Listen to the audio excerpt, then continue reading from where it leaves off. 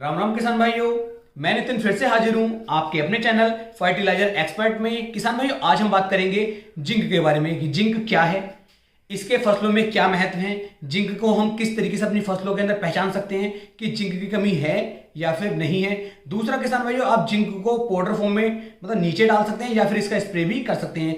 क्या इसकी कीमत है, क्या इसके कार्य हैं, क्या इसकी डोज है, यानी कि A to Z लगभग सब कुछ मैं आपको जिंक के बारे में इस वीडियो में बताने वाला हूं। यदि इस वीडियो को आपने पूरा देखा तो आपको कहीं पर भी जाकर के किसी और वीडियो देखने की आवश्यकता नहीं पड़ेगी या किसी किताब में या किसी दुकान वाले से पूछने की आवश्यकता नहीं पड़ेगी कि जिंक से हम अपनी फसलों को कैसे बचा सकते हैं। क्योंकि जिंक एक ऐसा तत्व है, जिंक एक ऐसा खाद है कि इसका उपयोग आपको हर बार करने की आवश्यकता नहीं है। यानी कि ऐसा नहीं है कि आपने एक फसल बो दी या एक फसल आपने लगा दी, उसमें आप बार बार जिंक डाल रहे हैं, तो ऐसी इसकी आवश्यकता नहीं पड़ती है। तो ये एक मैं कहना चाहूंगा कि एक ऐसा खाद है कि इसकी आवश्यकता तो हमें पड़ती है लेकिन बहुत ज्यादा नहीं पड़ती है। लेकिन यदि इसकी कमी हमारी फसल के अंदर देखने को मिल जाए तो ये हमारी पैदावार को कम से कम 15 से लेकर 20% तक गिरा देता है। लेकिन यदि इसका आप उपयोग कर लेते हैं और इसकी कमी नहीं आने देते हैं, फिर कोई दिक्कत इसमें आपको देखने को नहीं मिलेगी। बहुत ज्यादा खर्चा भी इसका देखने को नहीं मिलेगा।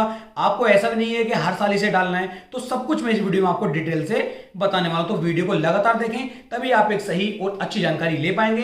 यदि अभी तक आपने अपने भाई के चैनल को सब्सक्राइब नहीं किया है तो प्लीज प्लीज प्लीज चैनल को सब्सक्राइब कर लीजिए, जिससे कि आने वाली वीडियो की नोटिफिकेशन आपको जल्द से जल्द मिल सके। और एक से एक अच्छी जानकारी मैं इस चैनल पर आपको देने की कोशिश करूंगा, जिससे आपके जो समय है, जो भी टाइम आप मेरे साथ इस समय बिता रहे हैं, ये आपका बिल्कुल भी खराब नहीं होगा। तो वीडियो को लगातार देखते रहें। अब बात कर लेते हैं जिंक के बारे में। तो सबसे पहले बताऊंगा जिंक की कमी को आप किस तरीके से पहचान सकते हैं।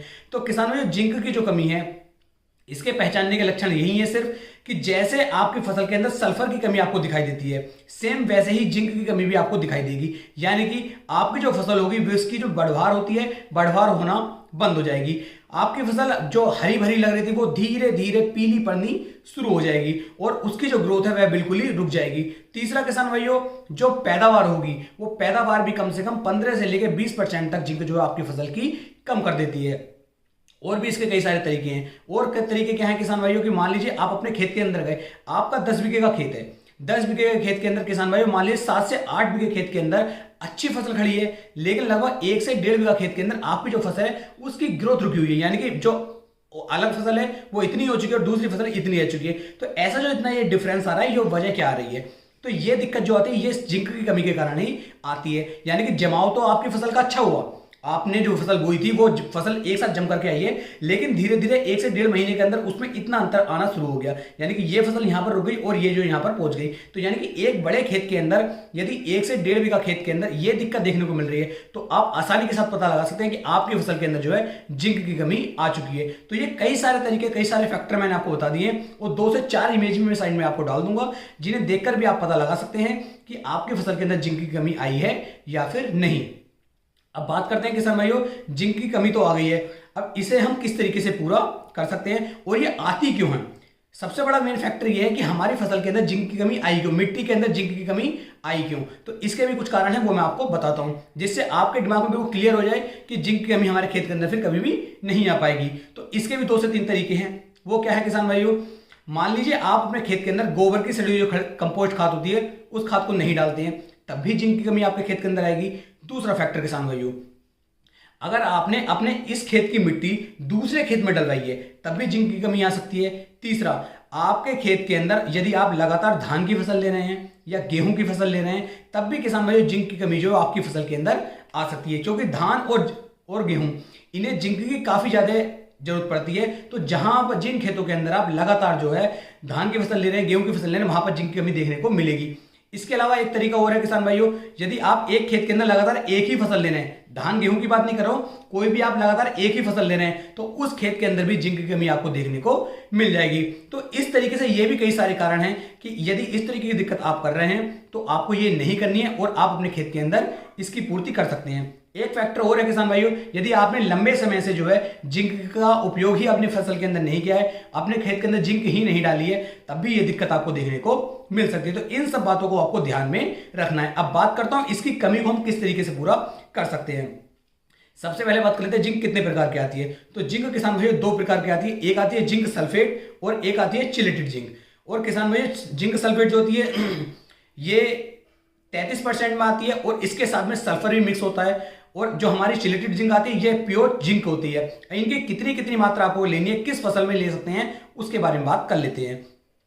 बात कर लेते हैं जिंक सल्फेट। तो जिंक सल्फेट के अंदर आपको सल्फर भी देखने को मिलेगी और जिंक भी देखने को मिल जाएगी। मान लीजिए जो मैंने आपके खेत के बारे में बताया था कि 10 बीघे का खेत है और 1 से 1.5 बीघे खेत के अंदर कम पैदावार हो रही है या कम बढ़वार हो रही है, तो वहां पर सल्फर की कमी भी आ सकती है और जिंक की कमी भी आ सकती है। ये मैंने आपको स्टार्टिंग में बता दिया कि सल्फर और जिंक इन दोनों की जो कमियां हैं वो लगभग एक जैसी ही देखने को मिलती हैं। और जैसे ही आप जिंक सल्फेट का उपयोग करते हैं तो चाहे तो आपके उस खेत के अंदर जिंक की कमी हो चाहे वो सल्फर की कमी हो, दोनों ही कमियां पूरी हो जाएंगी और आपकी फसल की जो ग्रोथ है वो फिर होनी शुरू हो जाएगी। अब इसकी डोज की बात करते हैं। यदि जिंक सल्फेट का उपयोग जो है आप अपने खेत के अंदर करते हैं तो इसकी मात्रा आप 4 से लेके 5 किलोग्राम प्रति एकड़ के हिसाब से कर सकते हैं। और इसे या तो आप बालू रेत के अंदर मिक्स कर लीजिए या फिर यूरिया के अंदर मिक्स कर लीजिए और मिक्स करने के बाद इसे आप नीचे डलवा सकते हैं। यदि यूरिया में मिक्स करते हैं तो ये थोड़ा सा पिघलना शुरू हो जाती है, तो थोड़ी जल्दी से आपको ये इसे डलवाना पड़ता है। अब बात कर लेते हैं किसान भाई, जो जिंक सल्फेट है ये कैसे काम करना शुरू करता है, कितने दिन में कार्य करता है।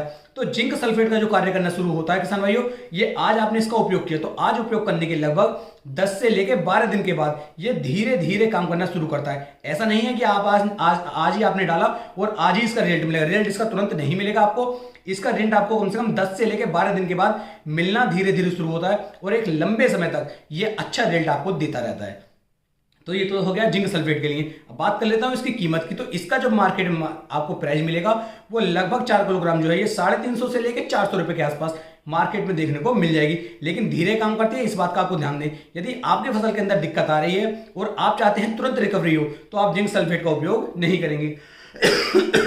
वहां पर आपको क्या करना है किसान भाई, वहां पर आपको लेना है चिलेटेड जिंक। चिलेटेड जिंक जो आती है इसके अंदर लगभग 11 से लेके 12% प्योर जिंक इसके अंदर पाई जाती है। इसका आप उपयोग जो है अपनी फसल के ऊपर स्प्रे के रूप में कर सकते हैं। यदि आप इसका उपयोग करते हैं तो किसान भाई 1 से लेके 2 दिन के अंदर रिजल्ट आने शुरू हो जाते हैं। और लेकिन इसका जो रिजल्ट है वो लंबे समय तक नहीं रहता है, छोटे समय तक इसका रिजल्ट रहता है। यानी कि मान लीजिए आज आपने इसका उपयोग किया तो कल या परसों में ये अच्छे रिजल्ट देना शुरू कर देगी और लगभग ये 1 से 1.5 महीने तक रिजल्ट देगी और उसके बाद इसका रिजल्ट खत्म। यानी कि सिर्फ जिस फसल पे आपने इसका लगाया है, जिस फसल के अंदर आपकी कमी आ रही थी उसी फसल के को ये रिकवरी दे पाएगी, बाकी लंबे समय तक रिजल्ट आपको नहीं देगी। बात करता हूं इसकी मात्रा की, तो लगभग 500 ग्राम के आसपास आपको चिलेटेड जिंक ले लेनी है और 150 से लेकर 200 लीटर पानी के अंदर मिक्स करके आप इसका स्प्रे अपनी फसलों के ऊपर कर सकते हैं। बेस्ट रिजल्ट आपको देगी और रिजल्ट भी 1 से 2 दिन के अंदर आपको मिलने शुरू हो जाएंगे। यदि अब मेरी राय की बात की जाए कि आपको कौन सी जिंक डालनी चाहिए, तो आपको हमेशा जो है किसान भाई जिंक सल्फेट का उपयोग करना चाहिए। क्योंकि जिंक सल्फेट आज उपयोग करेंगे तो अगले 1 से लेकर 2 साल तक ये आपकी फसलों के अंदर जिंक की कमी को नहीं आने देगी। और इसकी मात्रा जो इसका जो डोज आपको लेनी चाहिए, जब आप खेत की लास्ट जुताई कर रहे होते हैं, खेत की लास्ट जुताई से पहले आप लगभग 5 से लेकर 7 किलोग्राम जिंक सल्फेट को अपने खेत के अंदर डलवा दीजिए और लास्ट जुताई आप करवा दीजिए। यदि आप ऐसा करते हैं तो आपकी फसल के अंदर कम से कम 1 साल तक तो जिंक की कमी आएगी ही नहीं और बहुत अच्छी पैदावार किसान भाई आप इससे निकाल पाएंगे। तो उम्मीद है मैं आपको इसके बारे में A to Z पूरी जानकारी दे चुका हूं और लगभग हर फसल के अंदर जहां भी आपको लगता है कि जिंक की कमी हो रही है वहां पर आप इसका उपयोग कर सकते हैं। तो उम्मीद है मैं आपको एक सही और अच्छी जानकारी दे पाया हूं। फिर मिलेंगे एक नई वीडियो में एक नई जानकारी के साथ। तब तक के लिए जय हिंद, जय भारत, जय।